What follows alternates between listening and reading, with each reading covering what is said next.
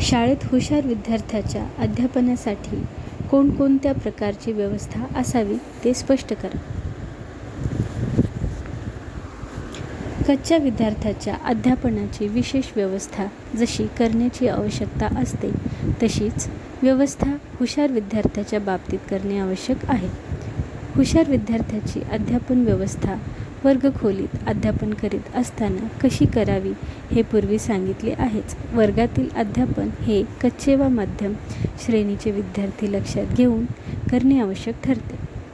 यामुळे हुशार विद्यार्थ्याच्या क्षमतेला अशा अध्यापनातून पूर्ण वाव मिळत नाही. त्यामुळे हे विद्यार्थी अशा अध्यापनामुळे उदासीन होण्याची, वर्गात गडबड गोंधळ करण्याची शक्यता जास्त असते. गट नायकत्व अशा विद्यार्थ्याच्या क्षमतेला पूर्ण वाव देण्याकरिता त्याला 4-5 विद्यार्थ्याचा गट नायक करून या विद्यार्थ्यांना मार्गदर्शन करण्याची, त्यांच्यातील दोष दूर करण्याची व त्यांच्यावर नियंत्रण ठेवण्याची जबाबदारी द्यावी. म्हणजे हे विद्यार्थी व्यस्त राहतात व वर्गात गोंधळ गडबड होत नाही.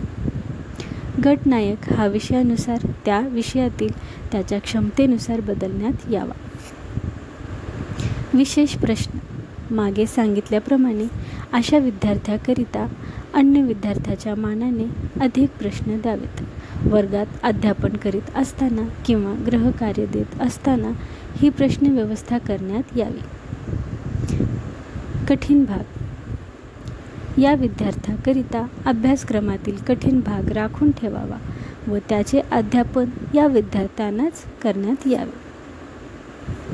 अवांतर वाचन विषयांशी संबंधित अवांतर पुस्तके, नियतकालिके, वर्तमानपत्रे अशा विद्यार्थ्यांना वाचाव्यास सांगावीत व त्याचे टिप्पण करण्यास सांगावे.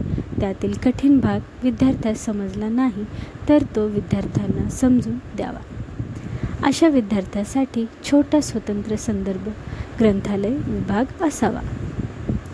स्वाध्याय पद्धती हुशार विद्यार्थ्याचे बाबतीत अध्यापनापेक्षा स्वयं अध्ययनावर व स्वाध्यायावर विशेष भर देण्यात यावा.